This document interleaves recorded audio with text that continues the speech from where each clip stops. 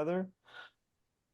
My name is Zack Klim, and I am director of the Museum of the Peace Corps Experience. And I'm just so thrilled to be here today with John Fleming, author of Mission to Malawi, a memoir of an African-American Peace Corps volunteer, 1967 to 1969. John is also a good friend and an advisor to the board of directors at the Museum of the Peace Corps Experience. I am in my role as director in no small part because of John's involvement in the museum. He was a part of the interview process that I participated in to come on board, and it was John sharing an anecdote from his own past that allowed me to sort of see a transition from my work in academia into the work of the museum. And John narrated his sort of academic past, getting a PhD in history and being invited to be a part of a museum project over 40 years ago focused on the Underground Railroad in Ohio. And that sort of changed the trajectory of his career and invited me to do the same with the Museum of the Peace Corps Experience. And so I'm just immensely grateful to John for inviting me into this work in this community and also for sharing his story. So we're here to celebrate and explore John's incredible memoir. We'll spend some time talking just to John about the book, and then we've got two additional panelists who have come to share their own perspectives on the Black male experience serving in the Peace Corps in the late 60s and early 70s. And so we're so thrilled to have Hank Ambrose and Reggie Hodges join us. I'm going to read through everyone's bios now just to give you the full background on folks. But as you're continuing to do, please chime in the chat, tell us where you served, tell us where you are now, and thank you so much for taking the time to join us. So if you'll indulge me, I'm going to do a rather clunky introduction, but you can also read along here with the bios and details of our panelists. This is the event page. So we're here to celebrate John Fleming's book. John Fleming is the Director Emeritus of the Cincinnati Museum Center, former Director in Residence of the National Museum of African American Music, former chair of the American Association of State and Local History, and the former president of the Association for the Study of American Life and History. After graduating from Howard University with a PhD in American History in 1974, Fleming was invited to join the Ohio Historical Society as project director for the development of the National African American Museum and Cultural Center in Wilberforce, Ohio. Since then, he has been a transformational leader in the American museum landscape, published 4 books, authored more than 45 articles and book chapters. John was an agricultural program advisor with Peace Corps Malawi from 1967 to 1969, which he documented beautifully in the memoir that we're here to explore together today. Thank you, John, for joining us. John is joined on the panel by J. Henry Hank Ambrose, who is a retired telecommunications executive. He earned a BS in mathematics in the Peace Corps College Degree Program at the State University of New York at Brockport and holds an MS in statistics from the University of Cincinnati and an MBA from George Washington University. He is a former statistics lecturer at Temple University, former adjunct mathematics professor at Strayer University. Hank is a member of the Dean's Encore Circle, Board of Advisors for the George Washington University School of Business. He was a member of the board of the National Peace Corps Association for 6 years, including 1 year as board chair, and he served as a lecturer in mathematics in the Department of Kenyatta College in Nairobi with the Peace Corps in Kenya from 1971 to 1973. And last but certainly not least, Reginald Hodges is joining us as well. He's worked on development initiatives throughout Africa in education and post-war recovery. In 2014, he retired as executive director of the Durham Literacy Center and began volunteering as a construction advisor for the North Carolina Freedom Park. He also serves as the National Advisory Board of the Auckland Museum at UNC Chapel Hill. Reggie and his wife Celeste, who also served as a volunteer in Sierra Leone from 1969 to 1972, have collected substantial African art and textiles. They've worked to fulfill the third goal of Peace Corps by donating their collection to museums, including the Museum of the Peace Corps Experience, which we're immensely grateful for.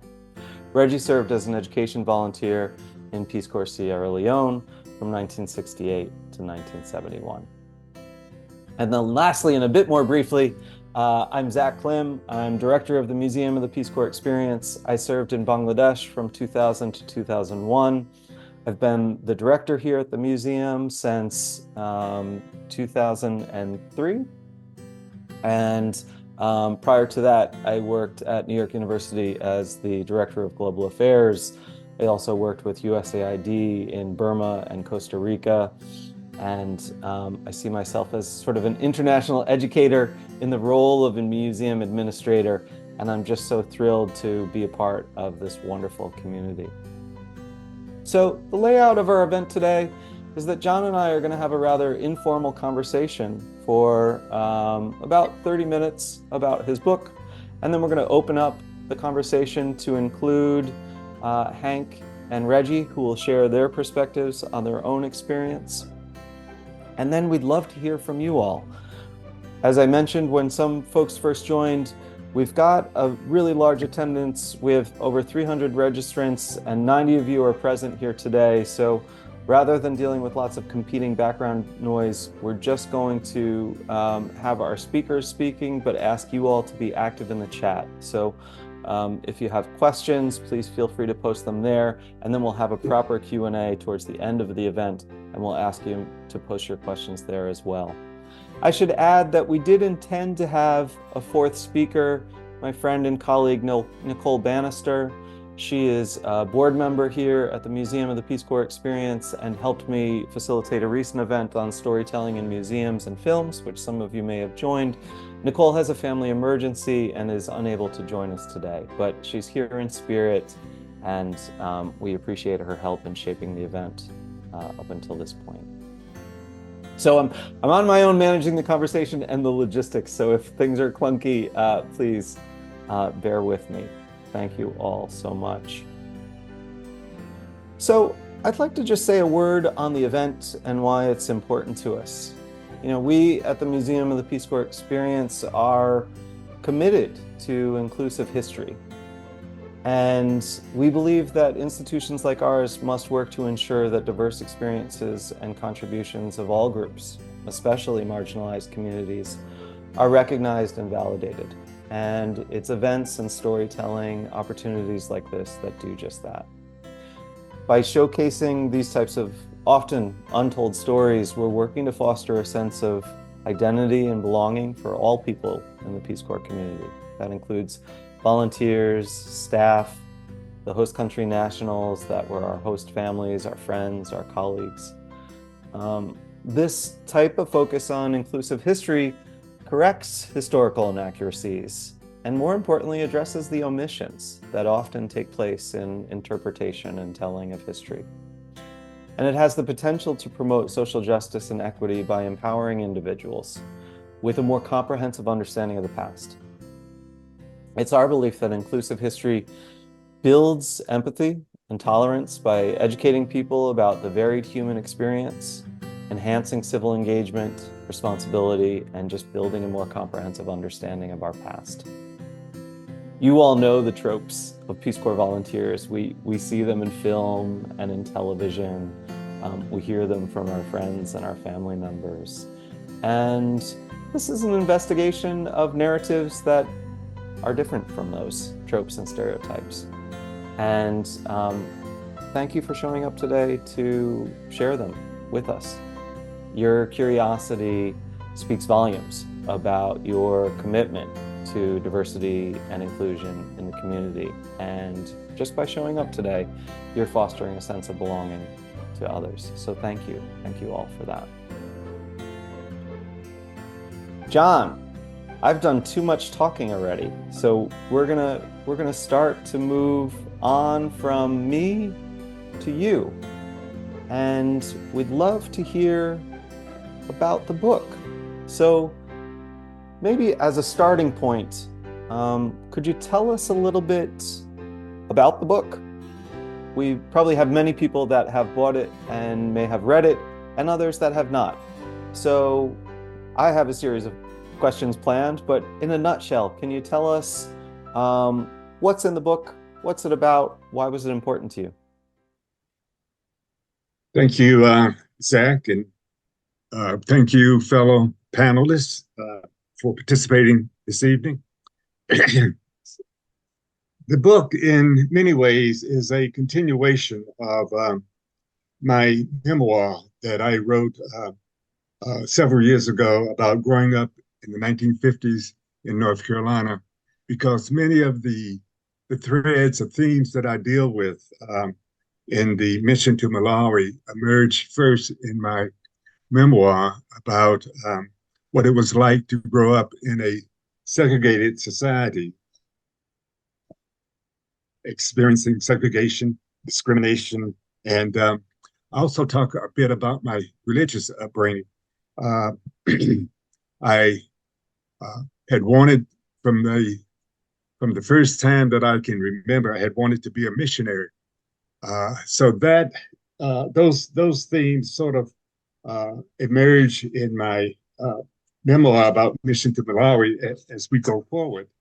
Um, I was educated at Berea, and Berea had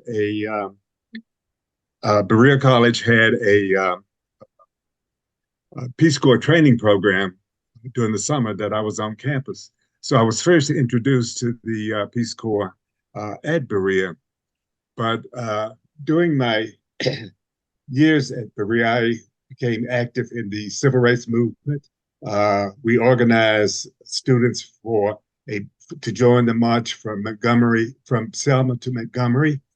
And when I graduated from Berea, I was also active in Corps and became, I guess, in certain points of view, I became radicalized, moving from an adherence to nonviolence to the Black Power movement. So all of these themes will emerge as I joined the Peace Corps. I had originally planned to join the Overseas Missionary Society of the Anglican Church, but I was turned down once they learned that I did not have a master's degree.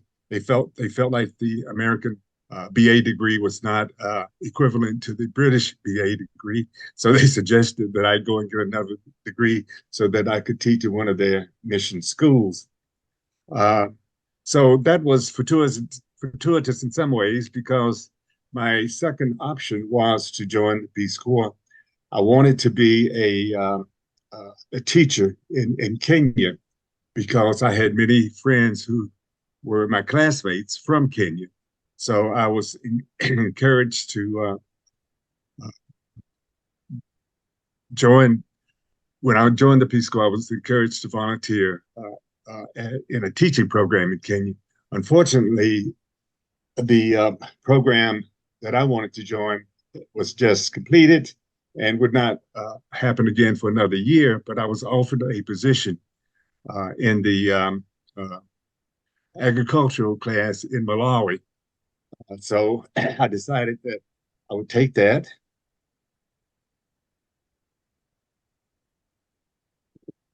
I began the book when I moved from the introduction. I talk about my experiences in Tuskegee as a trainee in one of the rural YMCA camps. From there, we were sent to London to train in the Overseas Visual Aids Center in London. And I talk about those experiences before I get into a discussion of my cross-cultural experience in Malawi. Excuse me.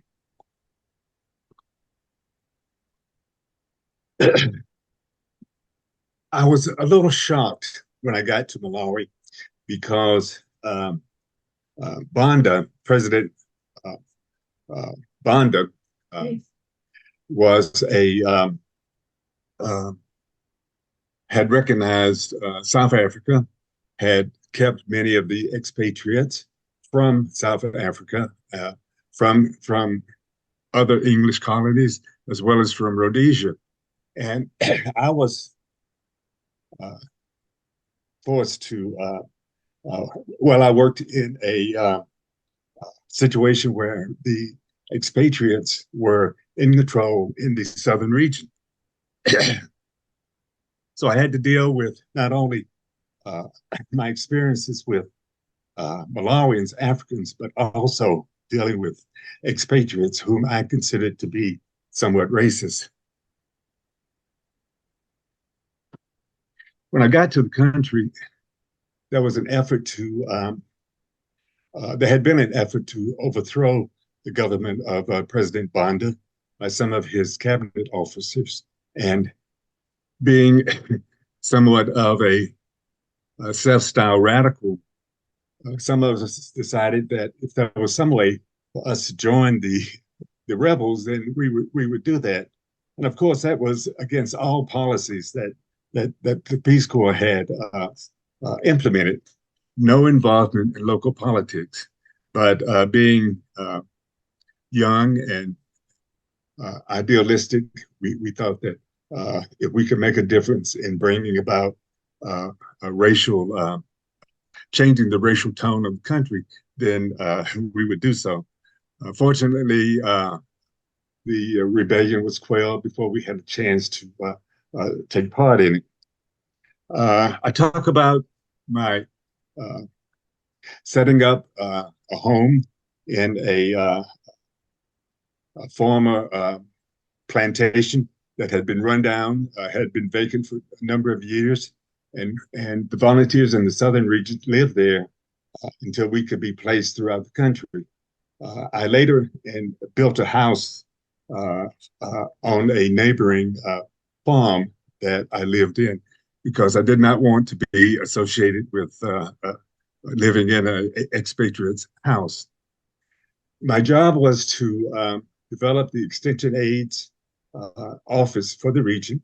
I was the first non-white to hold a regional office, and my intention from the very beginning was to Africanize that office and to bring on a person that I would train to take my place as a extension aids officer. Fortunately, I think I was able to achieve that. I discussed the many experiences that I had in Malawi. I was told when I was assigned my motorcycle that volunteers had a 100% accident rate. I think my accident rate was about 120%, which was a little surprising to me. I discussed the cross-cultural experiences, especially in terms of the food. The traditional food was pretty much what I had experienced with my friends from Kenya at Berea College. So I was fairly used to African food, except that I had never eaten termites, nor had I eaten grasshoppers. And one of my employees decided that he was going to see just how Africanized I had become. So he brought in a plate of grasshoppers that he had purchased from the market that had been fried in their own oil. But I told him that I could not eat grasshoppers without salt, thinking that we didn't have any salt in the office. A few minutes later, he came back with some salt, and I had to go ahead and eat the grasshoppers. Well, I think eating unfamiliar foods is certainly a familiar experience for so many of us, John. The memoir is in many ways a departure from your academic and professional writing. What motivated you to write it, and particularly with a focus on Peace Corps? Well, I think that my motivation was basically one of jealousy. I had written several history, as you said, academic books, and my wife, who's a psychologist and also an academician, when she retired, she decided that she was going to write murder mysteries, and I would attend the book signings with her, and she had large numbers of people coming out wanting to buy her book and wanting to get her autograph, whereas my book signings for my academic books were fairly small. So I was a little jealous, and I decided that I could do something in the area of nonfiction. And I had been thinking about my experiences in Malawi. And as I approach 45th, and 50th anniversaries, I felt like that I wanted to go back and re-examine my experiences, especially as my experiences impacted uh, my current life, or my life from the time that I served to the present. That's great, John. Thank you. I well, I don't know. We may have some other folks that have written their Peace Corps memoir, but I would guess that we certainly have some that are aspiring to write their Peace Corps memoir or their memoir more broadly. Do you have any advice for aspiring memoir writers? Well, I think that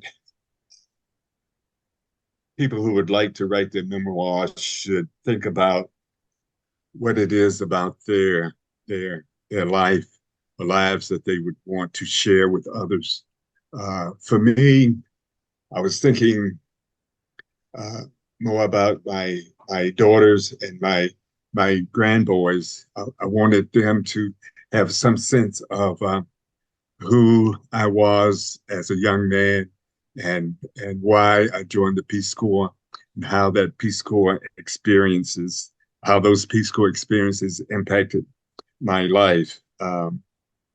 I think that people should think about what is unique about those experiences, and as well as what are the common elements of experiences that other people uh, have shared. And as my book sells, I'm getting more and more emails from people who talk about the commonalities that we share, or they share with my experiences. And to me, that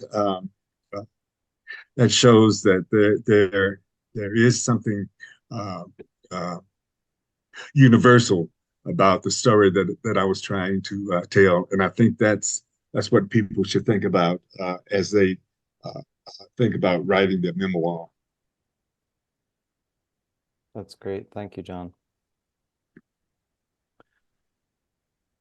Well, there are a number of anecdotes in the book that stand out to me, and I'd like to sort of give you an opportunity to expand on some of them here.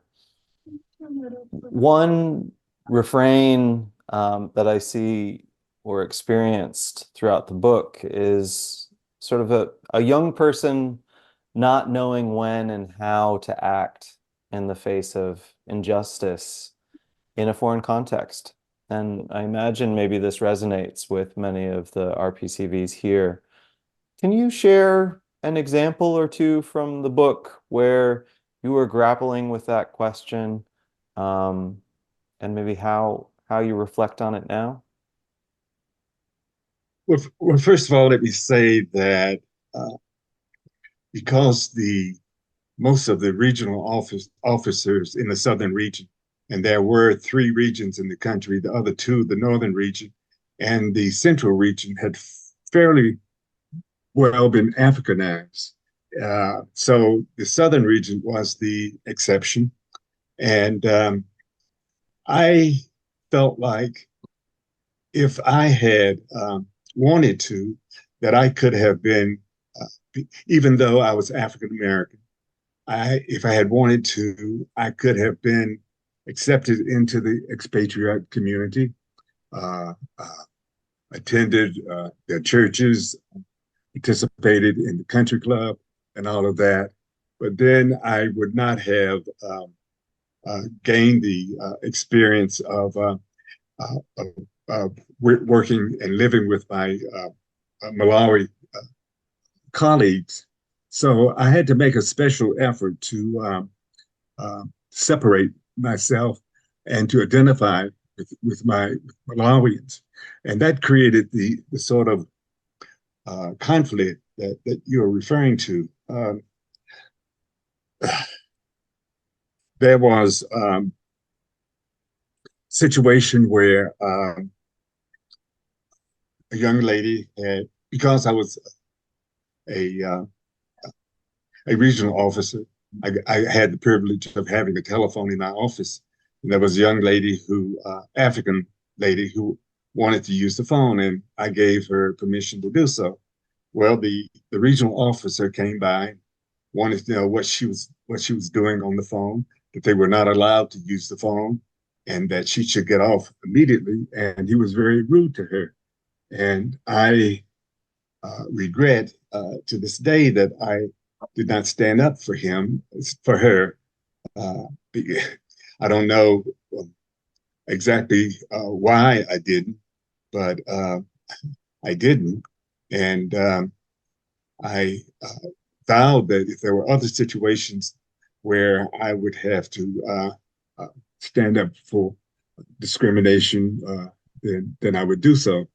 And I remembered not long after that, I had gone to a Greek restaurant operated by this Greek lady who had a reputation of treating her African employees very badly, talking to them very harshly, and even in front of her customers, she had no problem being very rude.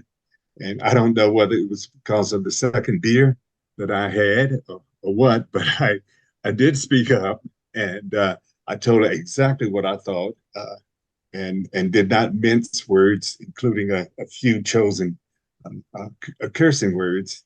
And she was really incensed that I would speak to her in that way, and told me that she would see that I was deported, and that in the meanwhile to get out of her restaurant.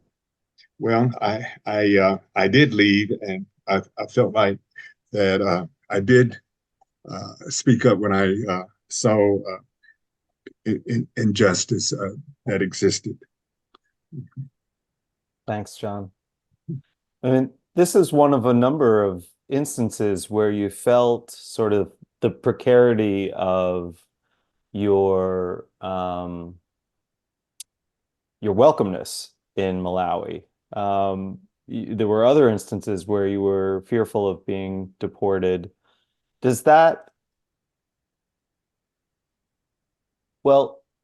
you think that there was a greater sensitivity to that or fear because of your race?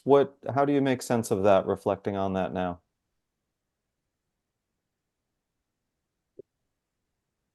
Well, let me say that President Hastings Banda had not lived in Malawi for about 35 years, had lived in the US and in England, and had been raised in the Scots Presbyterian Church. And in many ways, he was a prude. He imposed some restrictions that we would find infringing on our personal rights. For example, women were not allowed to wear miniskirts, and of course that applied to European women, and of course to Peace Corps women. So they had to wear these skirts at all times. I think back on the situation where we were interested in getting involved in politics. That was one situation that would have definitely got us deported.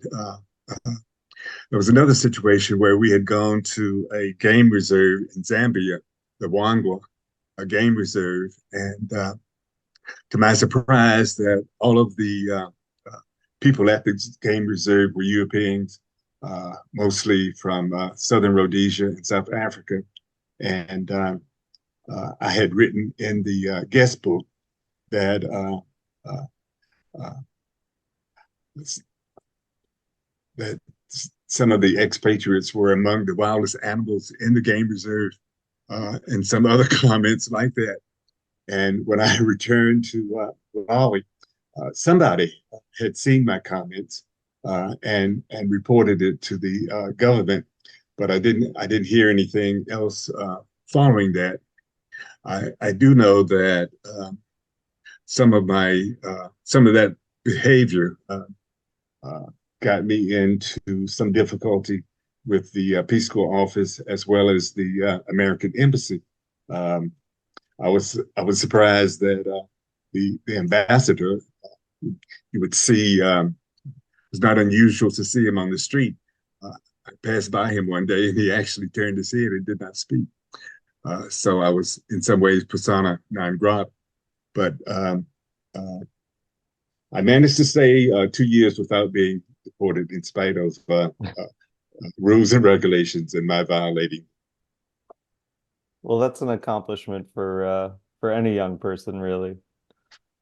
Um, John, your wife Barbara Doer is frequently referenced in the memoir. What was it like to revisit the letters you shared with her as you wrote the book? And did anything surprise you? Well, I I kept a journal for the first year, pretty consistently, not so much the second year, and I wrote the first draft of the memoir from my memory, and uh, as a historian, I had always been told that you cannot always count on your memory. So I was fortunate that she had kept the letters that I had written to her, and I kept the letters that she had written to me.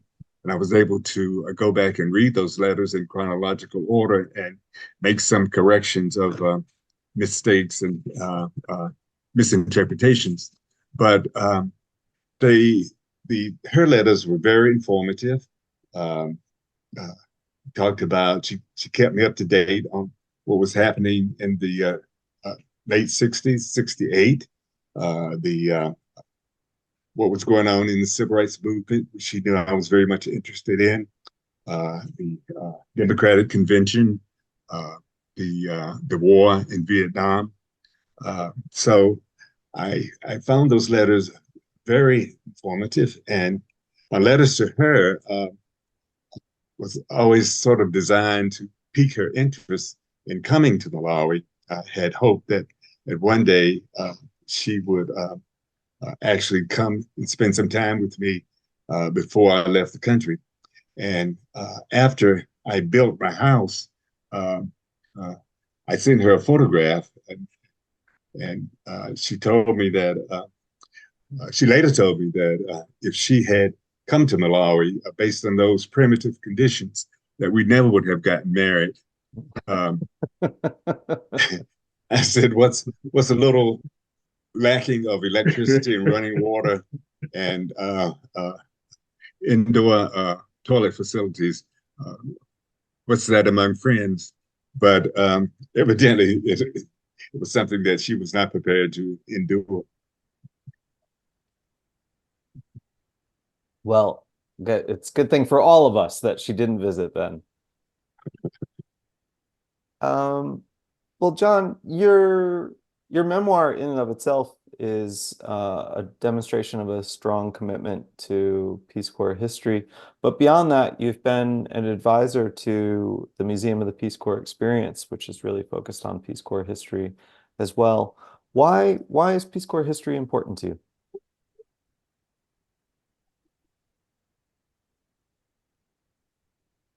I think that it shows the importance of volunteer work and the impact that volunteers can have on their communities, whether local, regional, national, international. Um, we often think about uh, the how significant that impact is and can be. But with Peace Corps, I think we also look at the impact of that experience on ourselves as volunteers, how we have changed, how that service has changed us and changed our lives as we move toward, for me, being a senior citizen. And I, I think that more than anything else, the impact that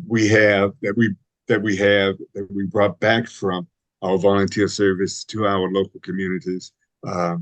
I think that's the real significance of the Peace Corps experience, and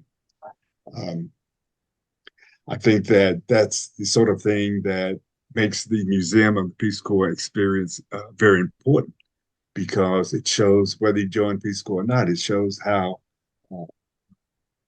you can have a tremendous impact on your community as well as on yourselves in terms of your own personal development. Thanks, John. Hank, Reggie, I want to invite you to join the conversation. In the beginning of the book, John talks about his first Christmas in Malawi and describes a sense of homecoming in Africa, specifically in Malawi. I'm wondering, did either of you experience a sense of homecoming in Kenya or Sierra Leone? Or did the reality differ from your expectations? Open the floor to either of you or both of you. I will begin then. I was part of a group of 139 who arrived in Sierra Leone in 1968, and there were 4 Blacks in the group. They had 2 rooms in Philadelphia, and they had 2 Blacks in each room, so they were even separating us there. We arrived in Sierra Leone, and one of the 4 was deselected the first week because they said he had feminine tendencies. So that left 3 Blacks, and we had a 12-week training. And I never felt like I was at home during that training program, because we were isolated into groups in different regions of the country. All of the other volunteers were white, and we had a half a dozen trainers who were volunteers who were also white. So in that group, I still had the same feelings that I had developed here in the United States, North Carolina specifically. John and I are the same age, and we are from the same state, so we had some of the same experiences, including being involved in civil rights. But as soon as I arrived in the village where I was to be a volunteer for 2 years, I felt like immediately that I was home. There were no white people in that village. It was a village of around 900 people. The way they welcomed me and had a party and did everything they could to make me happy, even though there was no electricity or anything. I loved it. And I felt immediately like those people were family, and they remained family for the whole time. But I realized different people have different experiences. My experience was transformative. I learned a lot about myself, that I could plan, that I could lead, that I could make a difference. And these people became family and remained family. I never wanted to really get out and go to Peace Corps parties and things, because I wanted to be home, and home was with those people in the village. So that was my experience initially. I did have things that changed my mind about some of the things I'd heard here. Back in the 60s, they used to refer to African art as primitive. But after I got to the village I was in and learned about the art, I realized the art was very sophisticated, and that unfortunately people in America really didn't understand it. So some of my ideas about the world changed, and I'll let Hank give his ideas of what he experienced. Thanks, Reggie. Mm. So let me start back at Emory University. I attended Emory, I guess, in the third year, in which Black Americans were included at the university. So I was active in high school. I tried to be active at Emory. I was kind of active, but there became a point. I also was president of the Black Student Alliance, one of the charter members. We had a demonstration back then that I found out later that we were close to the point that we were going to call the police on us, but cooler heads prevailed. But let me skip to the point where it came somewhat disillusioned and I wanted to leave. So the first year I wanted to leave, I talked to my parents and they said, no, no, no, I'm the first one going to college. They all thought I was the golden boy. And the family that I come from, even at 35, 40, if I were home, if my parents said, don't do something, then you don't do it. So things got to the point at Emory where I was forced to leave. So at that point, I started looking for alternatives, and there was a Peace Corps college degree program in Brockport, New York. So I started that in the summer. Emory actually offered me money to finish up the degree at Emory, so I had a choice to make. And good or bad, I made the decision to stay and complete that program. Now, there was one Black American in that training program. That was me.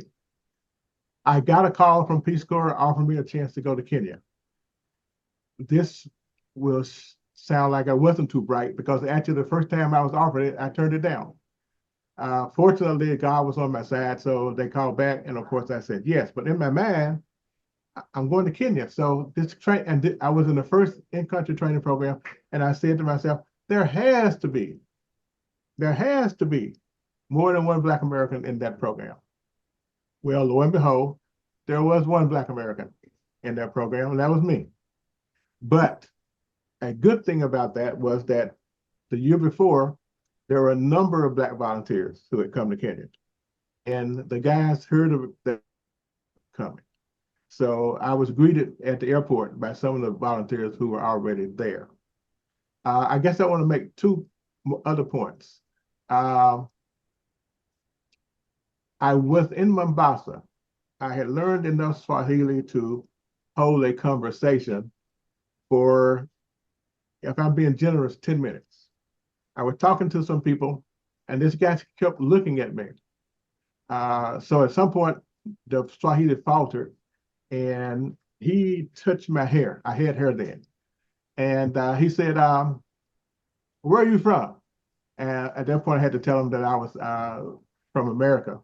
So that was kind of one of the first times that I used both African American and Black American. However, at that point, it was clear that you Black, you're an American, you're not African. On my way out of the country, I traveled to several countries, but one of them was Nigeria. While in Kenya, I brought what was called a kaunda suit. It's a suit with no collar. So I met my friends in Nigeria, and we went to a nightclub. At the door of the nightclub, they had on coat and tie. I had on my kaunda suit.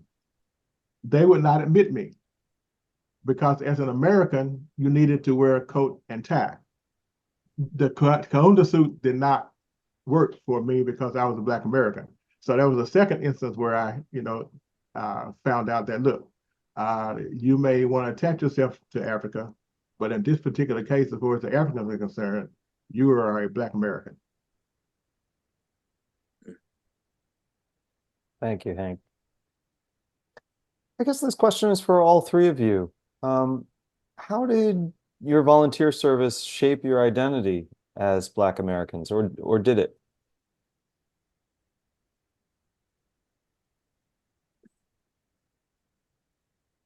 I don't necessarily know that it shaped my identity. As I mentioned just before, I kind of had the identity.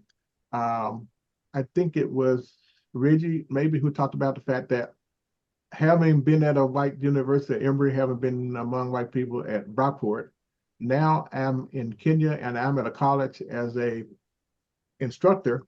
And of course, we primarily are dealing with African students. I was accepted immediately. I tried to teach a math class in Swahili. I mean, the students didn't laugh at me. I managed to get through that particular class, but I don't know that it changed me so much. There was a difference when I got back. I went to the University of Cincinnati to work on a master's, and here is this Black guy in Cincinnati walking down the street in dashikis. And if you know anything about Cincinnati, that was not a sight that a lot of people saw. So I got a lot of strange groups there. So, but I don't think, I mean, I still maintain my identity. So I don't think there was any change related to necessarily to my Peace Corps experience.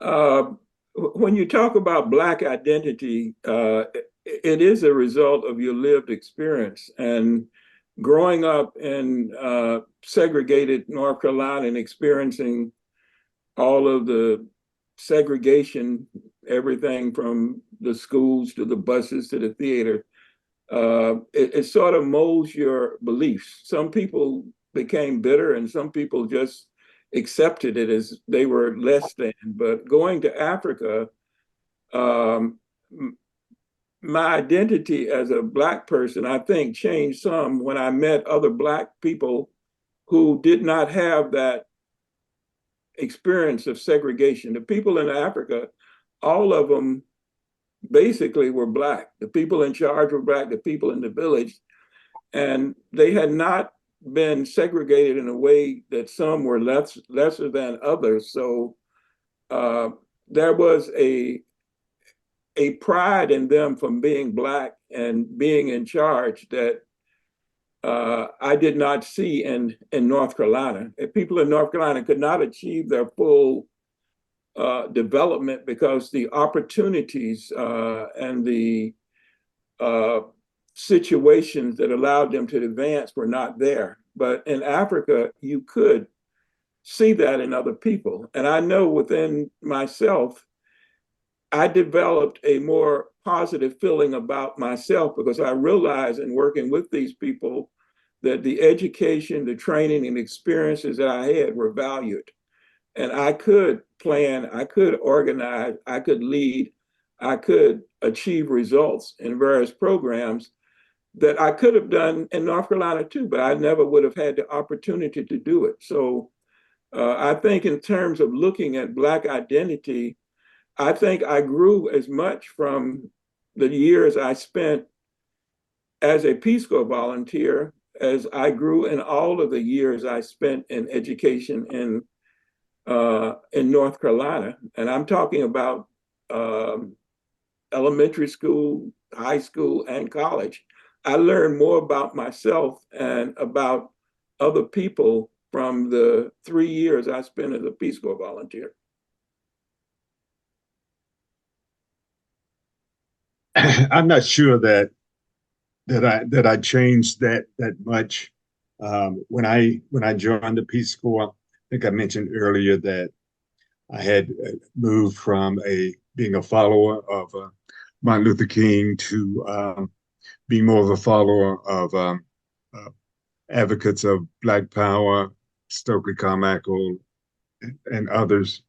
And I think that I became more of a Afrophile. When I returned to the U.S., I had originally planned to study with John Hope Franklin at the University of Chicago in graduate school, or C. Van Woodward at Yale. I decided that I wanted to be in an all-Black environment, especially an all-Black city like Washington, D.C. So I selected Howard University, and some of the top African-American professors were still teaching at Howard. So I moved my major from American history to African-American history with an emphasis or minor in African history. And I just think that the experience reinforced my desire to learn more about the Black experience and to use that knowledge to teach others. And I've spent my career developing museums devoted to African American and African history.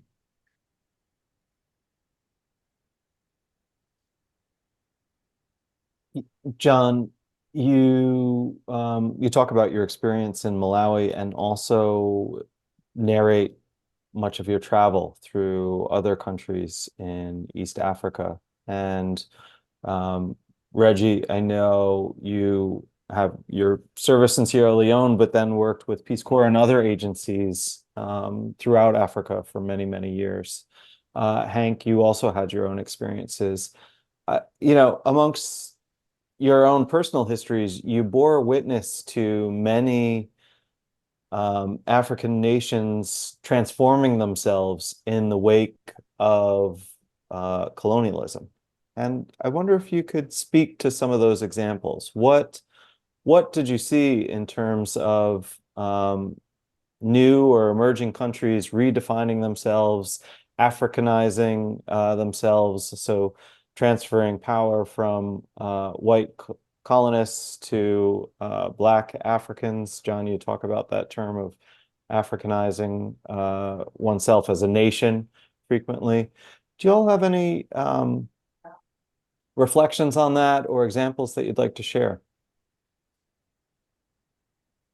I will begin on this one too. When you were giving my background, Zach, it was not mentioned. I worked in Africa for 32 years. I went over in 1968, and I worked in Africa until 2000.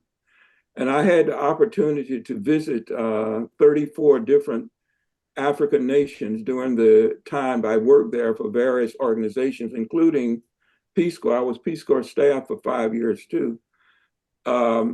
Africa is a huge continent, and you have three people here from three different areas. If you look at East Africa, you look at Southern Africa, you look at West Africa, they're as far apart as from going here to Hawaii. And the countries developed a different personality just because where they were located. The kind of problems that John talked about in Malawi, I saw those similar problems when I visited Southern African countries and everywhere from Angola to Mozambique to Zimbabwe to South Africa. But those problems were not the same problems that existed in West Africa. In West Africa, the primary Anglophone countries, when you look at Sierra Leone, Ghana, and Nigeria, they all took actions immediately when they got independence to ensure that the white people from the colonial period did not have control over what was happening in the countries. And they did it in such a way that it was not a conflict type situations. They set up rules of what white people could do, that they couldn't own property. In Ghana, there were certain things that foreigners were involved in, and each year they could no longer be involved in it. Like they couldn't own a construction company. They couldn't be involved in schools. And they even reached a point once where Catholic fathers could no longer be in charge of Catholic schools. So they made sure they were not in charge. In Sierra Leone, whites were not allowed to own land, and they did not hold positions in the government. And I think that the West African countries took control of their countries, and it led to certain development things that would not have happened in the Southern countries. I noticed differences in Kenya too. Kenya, in a way, it sort of rebelled when they got their freedom back with Jomo Kenyatta and, the fight for independence. But they did have the Indians playing a major role there. But I noticed a difference in each part of the continent where you went and how it developed with different trends. One of the things that bothered me most was that the African countries did not tend to have very much communications with other African countries. And as I traveled from country to country, I realized that the countries were making the same mistakes because they were not able to learn from mistakes that other countries had made, and it impacted their development. when I look at, to give you an example, I know that when I first started visiting Southern Africa and I was working in Zimbabwe, and I realized that after the struggle for independence there, they had inducted the freedom fighters into the military, and they were retiring, and almost all of the government resources were going to giving retirement to all of these people who had fought for independence, and it impacted the ability to develop in the country because there were no resources. And when I saw the wars in West Africa with Liberia and Sierra Leone, I was hoping that they weren't going to induct the freedom fighters into the government and give them retirements, because it would have impacted everything that they were doing there. But these countries were not communicating, and they didn't learn. The countries were all independent, very little learning from other experiences. So I found Africa much different because of that. And there are many other things. I mean, I could talk about that for ages, even the natural resources, the agriculture, the way that people like Nigeria allowed companies to come in, but no one was allowed to own more than 49%. So Nigerians were able to maintain and control. It was different. In South Africa, when I went there, white people were still trying to maintain control, even after Mandela had taken over and had replaced all of the white heads of the government agencies. The whites were still developing plans where they could still maintain control. They even organized at one point in South Africa where they were dismissing the workers in their houses, the houseboys and the drivers and the gardeners, just to impact the Black population negatively because they had lost control. So, I mean, it differed from place to place. For sure. Hank, John, maybe I can get more specific with the line of questioning. I mean, did you, in terms of efforts to Africanize nations after colonial presence, did you see any parallels between your experiences in either of your Peace Corps host countries and the civil rights movement back at home? I don't know that I saw any parallels. I got to Kenya in 70 because we were the first to be trained in country. So I believe Kenya got its independence around 63. So there had been independent about 7 years, and Kenya was gone through its internal turmoil at that point. I never met Jomo Kenyatta, but he drove by Kenyatta College pretty much every day up to his estate in Thika. The Kenyatta College was on a former British military base. So I guess that shows a transition from, it was established, I believe, in 1970, just as I was getting there. So here's one case where the Kenyans have taken over area that was previously occupied by the British so that they can do things on their own. The head of the department at Kenyatta College was a British. I'll always remember him, A.D.C. Fields. When I came on board, he kind of looked at me on the askance, although there were a couple of Black Americans there with AID, but they were not in the mathematics department. So you could see changes. And Reggie mentioned Indians. There was a transition going on as well from Indians being in a lot of positions and then the Africans taking them over.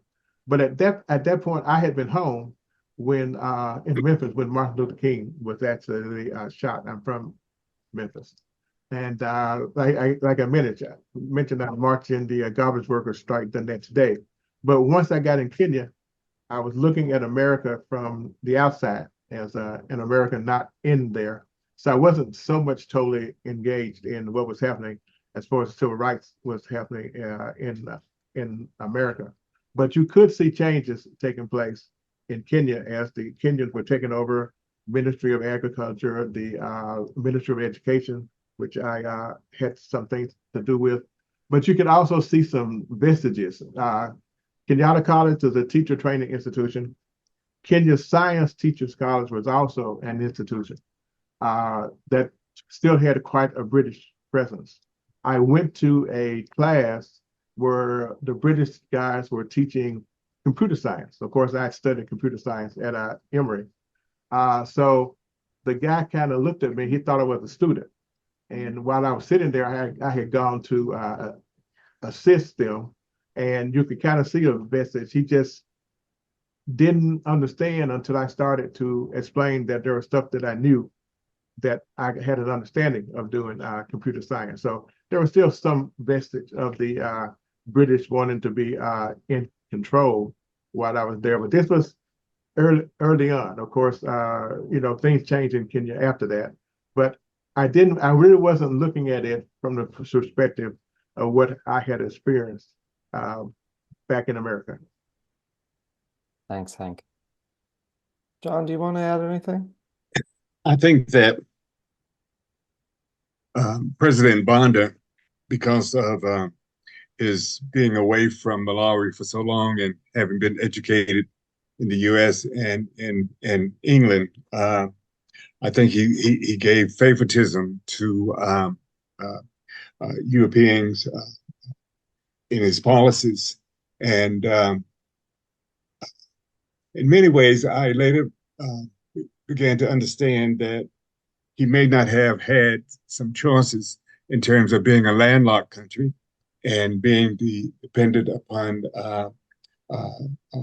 Mozambique for access to the sea, the port of Beira. His trading partners during the colonial period had been Southern Rhodesia and South Africa, and that continued. And these are the people who provided expertise after the independence. And I think that we criticize him for being slow to Africanize. He would not have allowed the sort of demonstrations and protest movements that existed in the U.S. to exist in Malawi.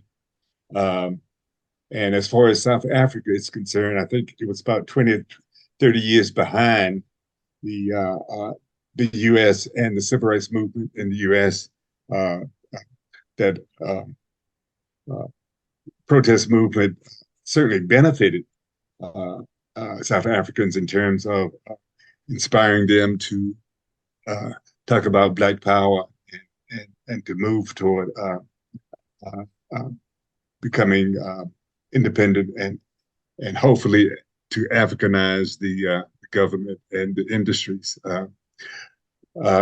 So I really think that the civil rights movement had an impact in South Africa, much more than it did in Malawi. I will say that travel to Tanzania and Kenya and Uganda, I had an opportunity to compare what I call true African countries to what was going on in Malawi. And I often made reference in the book that such and such would never have happened in Malawi because of its policies, slow to Africanize. And I guess I was in Africa for a year before I got a chance to visit East Africa to really see and understand how an Africanized country can work and become very progressive. Zach, I think the civil rights movement in the United States and what was happening in Southern Africa, there was a lot of correlation between that, because the civil rights movement was basically a struggle by people to be free and to be treated equal. And that was a lot more obvious in South Africa, where people did not have the rights that the Black people didn't have the rights that the white people had, and they struggled to get these things. But when you go to other countries, and a lot of the countries, the people all had experienced the same rights all of the time, even if they were lesser than what they should have been because of colonialization. So they didn't see the same type of civil rights struggle to be free and equal, because they became free when they got to independence, and they all were equal in a way to start with. there probably was a little difference in a country like Liberia, which was very closely tied to the United States, and some of the civil rights issues from the United States spilled over into Liberia with the Americo-Liberians being in charge in the country. But in most of the West African countries, that was not a major issue. Even in Liberia, I remember once in the early 70s that Jesse Jackson was there on a agreement with the U.S. government where he was, working with the information service, and he was giving a speech once, and someone spoke up saying that they didn't want to hear all this nonsense about civil rights and freedom because they had been free all their lives, and they were sorry that he had to suffer through that. So, I mean, the people in Africa were actually looking at the whole struggle for freedom and equality and advancement in a different way than people were looking at it within the civil rights movement in the United States. Mm, mm. Well, it was a big question. One quick anecdote. I started wearing a fist when I was at Emory. I was still wearing that fist when I got to Kenya. One of the other volunteers had his students make a fist like the fist I was wearing. Well, shortly after, he was on his way home. Mm. Mm.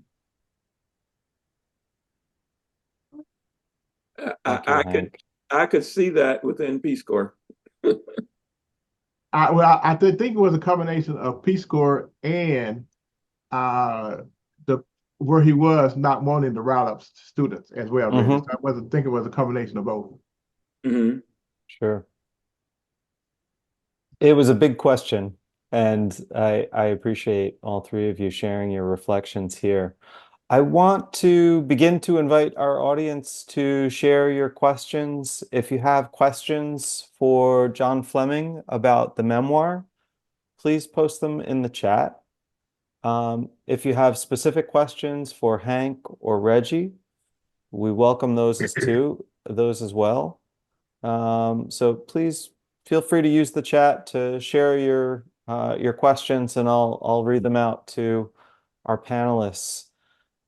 Gentlemen, Peace Corps has certainly made a lot of headway in terms of diversifying both their staff and the participant body. But when you all served, and to some extent today, it continues to be a predominantly white institution. Is there any aspect of the Black male experience that often gets overlooked by predominantly white institutions like the Peace Corps? I think one thing that Peace Corps overlooked back in the early days of Peace Corps was that for white volunteers, it was sort of like a rite of passage growing up where you could go off and spend that year. But with African Americans, a lot of them were the first generation to ever go through college or to finish school. And that was a huge investment on behalf of those families. And even if a person had a desire to go overseas, there was a pull from the family and the community to not do that because they wanted a return on the investment they had made in that college. The college for low income people from middle class, I mean, the investment to go to college and get a degree was huge. And the families expected the person to begin to have a return as soon as they finished college. And taking that gap of going over the Peace Corps for 2 or 3 years and just getting allowance was a setback. So when Peace Corps tried to treat all volunteers as equal, they really were not equal because the white people saw it, well, I've just finished college, let me go do something exciting for a couple of years, where an African American making that decision, it was a major decision that he had to make that impacted not only himself, but the family. And I think that was one reason you had so few Peace Corps volunteers of color back in the 60s and the early 70s. And the number has never changed that much because the situation in America among the families has not changed that much. I echo what Reggie said, and in one of the reports that the National Peace Corps Association was working on, trying to make some suggestions in terms of increasing diversity in the Peace Corps, that was one of the things that was noted. There must be a way to try to make it possible for people who are coming from a situation like Reggie just described to be able to serve in the Peace Corps. I was fortunate. My parents really didn't give me a hard time when I got ready to make the move, even though I had 4 siblings at home. But that's a major consideration. I think that Peace Corps had a lofty goal in terms of treating everyone the same back in the 60s. And I think that was the goal of the civil rights movement, the early civil rights movement. But I think we've since learned that we're not all the same, and that there are reasons why groups should be treated differently. Not to mention just what Hank and Reggie said. But I think that I having gone to Berea College, an all-white institution, and having worked for the state of Kentucky, I came pretty much my later years as an all-white environment, from an all-white environment. But I also found it difficult to be the only African-American volunteer in my group. And I did not find anyone who could share my background and my experience. The thing that because I was considered to be a radical by some, certainly not by me, but by some, I came close to being deaccessioned. And I later learned that after I was in the country, because I was told that people had some real concerns about how outspoken I had been in training and whether or not I would be a good a representative for the United States government. Whereas one of my cohorts, I considered to be an out-and-out racist, but he had no problem at all getting through the training and being shipped overseas to an all-African country. So I do think that we have to look at the differences, background and experiences of volunteers who come into service. Thank you, gentlemen. We've got a question from Zakia Miller. She asks if colorism played any role in how you were viewed or treated by locals in your country of service. Anybody want to tackle that one? I noticed in the book, John's book, that he talked about developing very close relationships with the Peace Corps, the local Peace Corps training staff. I know that also happened with me in Sierra Leone. My closest relationships during Peace Corps training were with the 3 language teachers. I was with them as much as I could. They wanted to learn about me, and I wanted to learn about them. And the best way to do it was by getting together and associating with them. One thing I picked up was that there were negative stereotypes of African Americans that had been infused into African culture, where a lot of Africans viewed African Americans the way they saw them on television and in movies. And back in the 60s, we were not very well depicted in movies. I mean, we were not teachers and policemen. We were always gardeners or janitors or getting killed or were criminals or were an Amos and Andy, you know, something to make a joke of. And I think the people in Africa learned from the few African Americans there that African Americans could also be leaders, and they had a different background, and they were educated, and they weren't always subservient and answering yes and being the kind of people they saw in movies. I was really happy going to the local movies when Shaft came out. You had an African American that people could be proud of, who was a leader and had the music to go along with it. But the stereotypes of the old American comedy series that started off in America, Africans would come to America and they would see those things. They would bring them back on these VCR tapes, and people would look at them and they think that Africans think that all Americans were like that, and we weren't. Thank you, Reggie. Mm-hmm. I'm going to throw out some more questions here. Oh, John, did you want to respond to that? I was going to say that it wasn't a matter of color. It was really a matter of education, and that Malawians held people with a college degree in high esteem.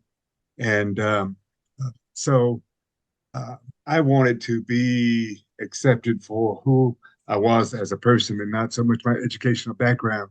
So I had to overcome that. I was really initially called Bwana, which is a term for a white person. And I was given a great deal of respect to the point where people would actually kneel and crawl. Older people would kneel and crawl across the floor to greet me when I went to a village home. And that was sort of disturbing. But I think that when people understood that I was anxious to be considered as one of them, and to be treated the same way, that things changed dramatically for me. Great. We've got a couple of questions about the book that I want to throw out here. Many of you may have seen that John has generously donated proceeds of the book, or from the book rather, to both the Museum of the Peace Corps Experience and Malawi Children's Village. The question, John, is why did you choose Malawi Children's Village? Can you tell us a little bit about that organization?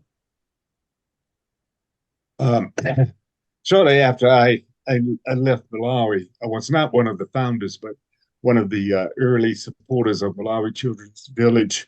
It was a time when AIDS was devastating families throughout Malawi, and children were being left as orphans when their parents got AIDS, and oftentimes their grandparents could not afford to take care of them. If they did, it was a hardship. So we decided to set up this orphanage for children whose parents had died from AIDS. And the orphanage went from being an orphanage to an elementary school, and then finally a high school was added. We support grandparents or people in villages that are able to take in orphans by providing subsidies for them, and especially their education if there's a local school. So I think it's one of those things that are having a tremendous impact, and very little. We started off with maybe contributing $40,000 or $50,000 a year. We're up to $700,000, and that little bit of money is having a tremendous impact. So I think it's one of the social service agencies in Malawi that's doing a tremendous job. Excellent. Thank you. Thank you, John. Another question from a colleague that served with you, Stephen Baker, asks how you kept in contact with your African counterparts like David Chiwanga. Was that Did you maintain contact through letters, or how did you maintain contact after you departed Malawi? Yeah, I was looking through some of my letters that I had received from my colleagues. I think uh, uh, I maintained contact with people up through my first 5 years after I returned from Malawi. Um, and somehow we just stopped communicating. Um, uh, David and I communicated for a while, but certainly not more than several years. Um, the um, the man who donated the land and some of his services where my house was built, we communicated for 4 or 5 years. Communicated with our houseboy. Uh, uh, we had, and I think must be the Stephen Baker that I lived with for several years. But we had agreed to keep £1 a month from his salary, so that when we left, we gave him the additional money so that he could go back to school. And uh, I continued to support his efforts to get a high school diploma. As far as my colleagues in the office, um, I would go to use um, stores to buy blue jeans. Everybody loved blue jeans, and I would send blue jeans to the office staff, and that was another way that we stayed in touch. I sort of regret that after 1975 that I sort of lost touch with everyone. Thank you, John.